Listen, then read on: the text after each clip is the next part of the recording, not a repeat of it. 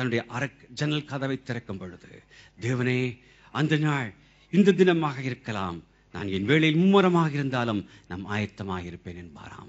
அவர் ஜன்னலை மூடும் பொழுது மாலை நேரத்தில், தேவனே, ஒருவேளை அந்த இரவு இந்த இரவாக இருக்கலாம், நான் தூங்கிக் கொண்டிருந்தாலும் நாம் ஆயத்தமாக இருப்பேன், நீ வரும் பொழுது என் நன்றை சேர்த்துக் கொண்டு தக்கதாக நான் விழித்துக் கொள்வேன் என்று சொல்வாராம். ஆம், அவருடைய காணப்பட்ட வாஞ்சை நம்மிடம் உள்ளதா? அந்த நித்திய பரலோக வாழ்வை அடைய செய்ய வேண்டியதெல்லாம் கிறிஸ்து ரட்சகர் என்று ஏற்றுக்கொள்வது மட்டுமே. ரட்சகர் ஏற்றுக்கொண்டால் பரிசுத்தமான ஜீவத்தை கொடுக்கிறார். துன்பங்கள் உண்டு, வேதனைகள் உண்டு, ஆனால் ஜீவ பாதையிலே நம்மோடு நடந்து வரும் தேவனாக அவர் இருக்கிறார். மகிமையிலே எடுத்துக் கொள்ள இருக்கிறார். நித்திய ஜீவனை கொடுக்க இருக்கிறார். இதை சொந்துக் கொள்வது மிகவும் எளிதாக ஒன்றாக இருந்தாலும் அநேகரை தட்டி விடுவார்கள். காரணம், தான் ஒரு பாவி என்று ஏற்க மனிதனால் முடியாது. அதை ஏற்றுக்கொண்டால் சில காரியங்களை விட வேண்டுமே என்ற ஒரு காரியமாக இருக்கும். ஆஸ்திரியாவில் உள்ள வீணாவில் உள்ள 600 ஆண்டுகளுக்கு முன்பாக ஒரு பழக்கம் இருந்ததாம். ராஜாக்கள் குடும்பத்தில் அரசர்கள் யாரும் இறந்தால் அவளை சவப்பட்டியில வைத்து போதகர் தூக்கி கொண்டு வருவார். அதுக்கு முன்பாக அவர்கள் அடக்கம் செய்ய இருக்க அந்த சிற்றாலயத்தில் ஆலய காப்போன் உள்ளாய் சென்று கதவை பூட்டிக் கொள்வாராம். இவர் பெட்டி கொண்டு வரும் பொழுது வெளியிலிருந்து குரு சத்தமாக சொல்வாராம், கணம் பொருந்திய ராஜாவும் சமஸ்த ஆஸ்திரியாவுடைய மகாராஜாவை பிலிப்புவை நாங்கள் கொண்டு வந்திருக்கிறோம், உள்ளே அனுபவிங்கள் என்று சொல்வாராம். உடனடியாக உள்ளிருந்து வாயில் காப்போன்னு சொல்வாராம், அப்படிப்பட்ட மகா கனம் பொருந்திய யாரையும் நாங்கள் அறியோம், கதவை திறக்க முடியாது என்று சொல்வார்களாம். மீண்டும் அதே கேள்வி எழுப்பினதும் உள்ளே இருந்து யார் என்று கேள்வி வந்ததும் சொல்வார்களாம், ஏழையும் பாவியும் ஆகிய பிலிப்பின் சரீரத்தை உள்ளே கொண்டு வர வேண்டும் என்று சொல்லும் பொழுது கதவு திறக்கப்படுமாம். ஆம், எவ்வளவு உண்மை! இவ்வளவு ஐஸ்வர்யமும் அந்தஸ்தும் பகட்டும் கோடி பேர் புகழும் கிரீகள் உலக காரியங்கள் ஒரு பொழுதும் ஒருவருக்கு பரலோகத்தை திறக்க முடியாது. அதே சமயம் ஒரு மனிதன், ராஜாவோ குடிமோனோ பணக்காரனோ ஏழையாக படித்தவனோ படியோ யாராக இருந்தாலும் தன்னை தாழ்த்தி அறிக்கை செய்து கர்த்தராகிய இயேசு கிறிஸ்துவை இரட்சகராக ஏற்றுக்கொண்டு அவருடைய இரத்தத்தால் கழுவப்படும் பொழுதுதானே பரலோக வாசல்கள் அவனுக்காக திறக்கப்படுகிறது. மாரநாதா, மாரநாதா, மாரநாதா. இயேசுவே சீக்கிரவாரம், இயேசுவே சீக்கிரவாரம். நாம் ஜெபிப்போம். அந்த நாளையும் நாளிகையும் பிதா ஒருவர் தவிர மற்றவர் யாரும் அறியார். பரலோகத்தில் தூதர்களும் அறியார்கள், குமாரனும் அறியார். ஆகியா நாம் எச்சரிக்கையாக ஆவியில் விழித்திருக்க வேண்டும். அவருடைய வருகைக்காக ஆயத்தமாக இருக்க வேண்டும். அவருடைய வருகை ஆவலுடன் எதிர்பார்க்க வேண்டும். அவருடைய வருகையை நேசித்து வாஞ்சிக்க வேண்டும். அவருடைய வருகை குறித்து மற்றவர்களுக்கு அறிவிக்க வேண்டும். நம்மை ரட்சிக்க பார்க்கவே நம்மை நேசித்ததுனாலே இப்பூலகத்துல மானிடராக கடந்து வந்தார். நான் தொடர்ந்து பரிசுத்தமாக ஜீவிக்க நம்முடைய ஜீவ பாதையில பரிசுத்தாவியானவரை கொடுத்து நம்மை வழிநடத்திக் கொண்டிருக்கிறார். கூட விரைவிலே திரும்பி வந்து இந்த வேதனைகள், கஷ்டங்கள், பாடுகள் நிறைந்த உலகத்திலிருந்து நம்மை விடுவித்து நித்தியத்தில் அவரோடு அழைத்துக் கொள்ள இருக்கிறார். இதோ சீக்கிரமாய் வருகிறேன்.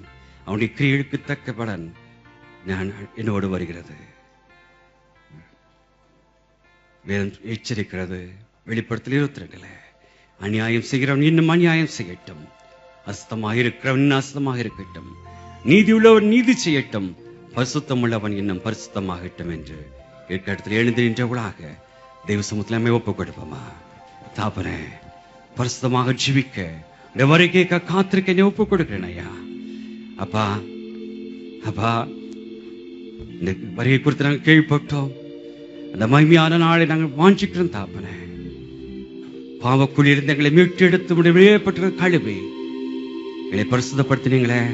இது வந்து உலகத்தில் மட்டுமல்ல, நித்தியமாக பரலோகத்திலே மோடு சேர்த்துக்கொள்ள நீ வரப்போற கிருபினால காணப்படத்தக்கதாக பரிசுத்தை காத்துக்கொள்ள கிருபை செய்யும் என்று நான் ஜெபிப்போம். கத்தவார் ஜெவார் ஜெப விழிப்புடன் வாஞ்சியாக அவர் வருகையை எதிர்நோக்கி, ஜெப விழிப்புடன் வாஞ்சையாக அவர் வருகையை எதிர்நோக்கி, ஜெப விழிப்புடன் வாஞ்சையாக அவர் வருகையை எதிர்நோக்கி, நவ எருசலேமாய் உயர்ந்தங்கிதமாய் நாம் ஆயத்தமாகிடுவோம். நவ எருசலேமாய் உயர்ந்தங்கிதமாய் நாம் ஆயத்தமாகிடுவோம்.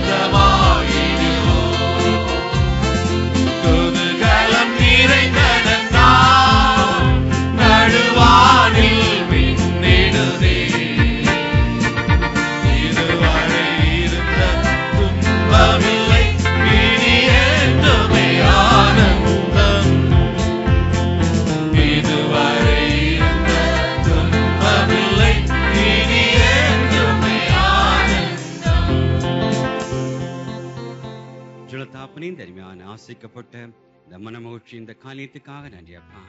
இந்த வருகை குறித்த அநேக காரியங்கள் நாங்கள் தியானித்தோம் அப்பா. இந்த வருகை ஆவலோடு நாங்கள் காத்திருக்கிறோம் தாப்பனே. இந்த பாடுகள் வேதனைகள் இருந்த நாட்கள் இருந்து இதை விடுவித்து எங்களை உடைய சமூகத்திற்கு விட்டு போர் நாட்கள் சமைத்திருக்க கிருபைக்காக நாங்கள் நன்றி செலுத்துறோம். அதை பரிசுத்தத்தை காத்துக்கொள்ள கிருபை செய்வீராக. நம்முடைய வருகை குறித்த மற்றவர்கள் சென்ற அனைவரை ஆத்மா ஆதாயப்படுத்ததாக கிருபை கட்டளமாக ஜெபிக்கிறோம். விதைக்கப்பட்ட வசனங்கள் ஒவ்வொரு உள்ளத்திலும் 30, 60, 100 வீழே ஒப்பு கொடுக்கிறோம். சகல துதி கனமக்கு செலுத்துறோம். எல்லாம் வல்ல கர்த்தராகிய இயேசு கிறிஸ்துவின் ஜெபிக்கிறோம் பரமபிதாவே. நம்முடைய கர்த்தராகிய இயேசு கிறிஸ்து கிருபையும் பிதாவாகிய அன்பும் பரிசுத்தமுடைய ஐக்கியம் அந்நியன் வாழ்த்திலும் நம் அனைவரோடு இன்றும் என்றும் எப்பொழுதும் இருப்பதாக. மரணத்தை வென்ற நம் ஆண்டவர் மணவாளனாகவே வருகிறார். மரணத்தை வென்ற நம் ஆண்டவர் மணவாளனாகவே வருகிறார். கரை நிறைந்த சபையினை தம்மோடு சேர்க்கவே வருகிறார். கரை நிறைந்த சபையினை தம்மோடு சேர்க்கவே வருகிறார். மாரநாதா அல்லேலூயா, மாரநாதா அல்லேலூயா, மாரநாதா அல்லேலூயா, மாரநாதா அல்லேலூயா. என் ஆத்மாவே கர்த்தரை ஸ்தோத்திரே, என் முழு உள்ளமே பிரஸ்தோத்திரே. என் ஆத்மாவே கர்த்தரை ஸ்தோத்திரே, கர்த்தர் செய்த சகல உபகாரங்களையும் மறவாதே. ஆமென். ஹல்லேலூயா, ஹல்லேலூயா. கர்த்தருக்கு ஸ்தோத்திரம் உண்டாகட்டும்.